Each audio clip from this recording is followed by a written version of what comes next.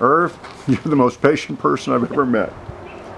Irv, we're here with your 66 Pontiac GTO, and I got a call from you a couple weeks ago that you wanted to sell this car, and I said, well, that's fine and dandy. Then you said, well, I'm the original owner. And I went, right.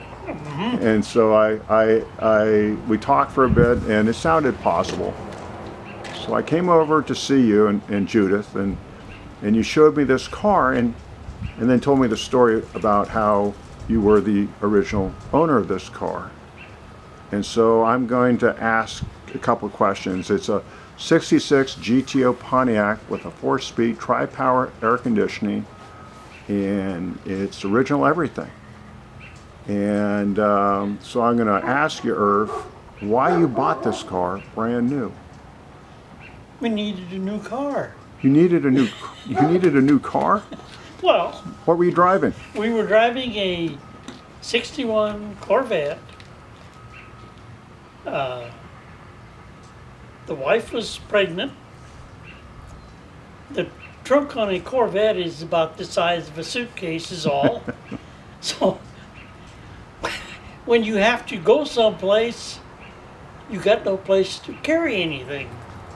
So we got rid of the car and had to get something decent. So you bought a GTO, which is obviously a family car, GTO with a 4-speed. It's got 2 seats in it. 2 seats in it. Well, it does have a trunk. Oh yeah. So you traded the Corvette in on this? Yes. Do you remember what they gave you for it? I think $2,200. Wow. And do you remember about what you paid on the car? The total was about $4,200. $4,200. So you bought the car, and this was in '66, and apparently about 8 months later you started building this house that we're sitting at. Well, I don't know what day we started or when we started for sure. We had bought the land ahead of time, had the well drilled, and we couldn't get a loan because we always paid cash for stuff. Wow. So nobody would loan you money. You had no credit history. So we had to buy stuff on credit. So we had a credit history for a year. Then we could get a loan and build a house. Did you buy the GTO on credit, or did you pay cash for it? Do you remember? Oh, we bought it on credit from Huh? Oregon Bank here in town. And the dealer here in Medford was? Was Dean Taylor Pontiac. All right.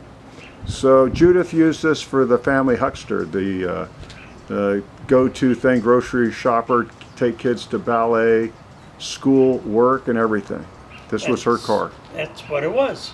And she told me a story about possibly getting into a race at a stoplight with a state cop in this car once, when apparently she had second thoughts about it. And that was, I'm sorry she's not here to tell that story because I'm not doing a good job of it. She just had knee surgery and she's not in a chipper mood right now to come out and talk about the car. So, but she would race. I know kids would pull up beside her and sit there and rev the motor, and when the light changed, she'd just stomp it. And leave them back there at the stoplight. Didn't bother her a bit. She was buying her own tires and gasoline, that's for sure. Yeah, that's right. No one else was. First thing I saw when I walked up to the car is I looked at the paint, and it was in remarkably good condition, and I asked you, who painted this car?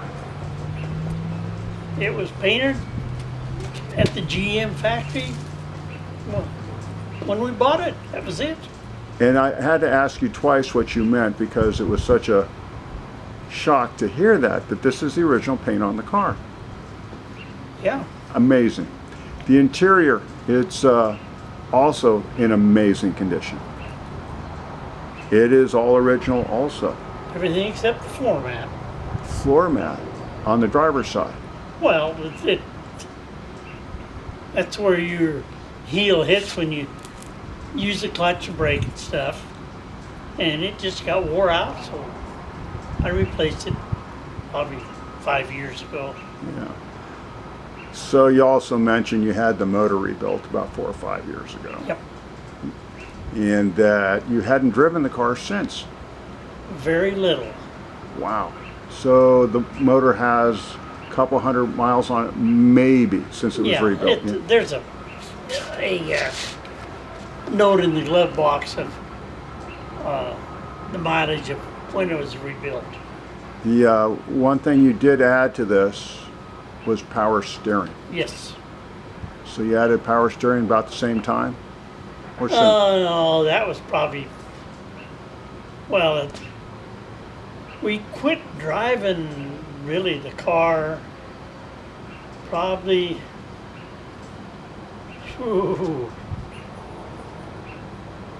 probably in the 80s sometime. in the 80s? Yeah, it's been garage here for years. I'd have to go, In the 80s, that's 40 years ago.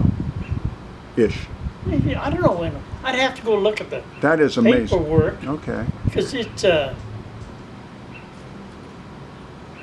we had the Oldsmobile, we had a 92 Olds that we bought, which she drove it. She had a 240Z, which she drove that for a while. So she's had some other cars that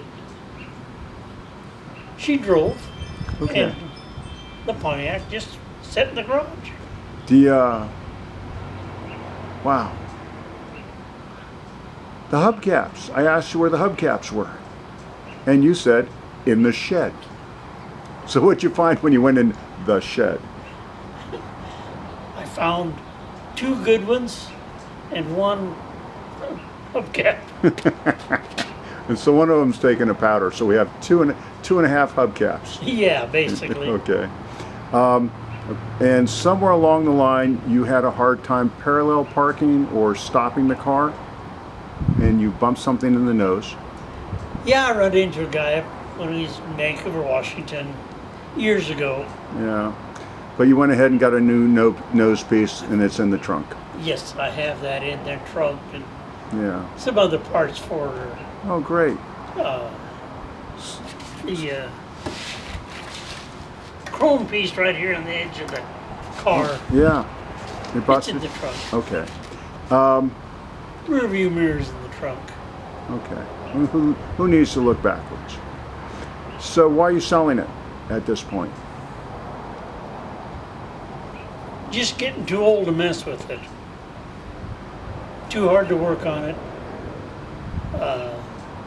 I'd rather somebody else had it that can enjoy it. Yeah. Somebody younger that has some fun with it.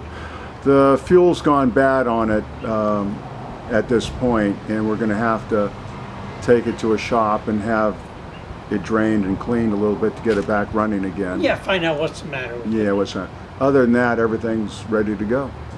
Yeah. Yeah. I put a battery in it, but I disconnected it a couple of years ago and Yeah. it's just sitting there. But no, something. The carburetors were rebuilt, so When you had the motor out? yeah. So I don't know what the fuel problem was. I can't bend over and check the fuel lines. We're going to take it to a place called Scott's Auto, who worked at Pontiac Grow Motors, which is a Pontiac dealer. He's going to see what we find out, and we'll get a full report on that. And then we'll check to make everything else is safe. We're not going to detail it or do anything. I might wash it just to get the cobwebs off. It's not that dirty. Okay.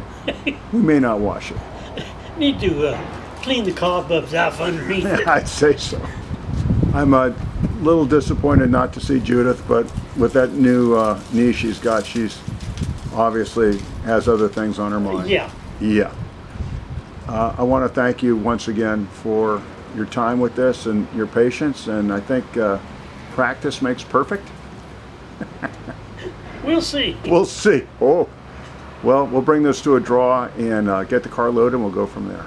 Okay. Thank you very much, Irv.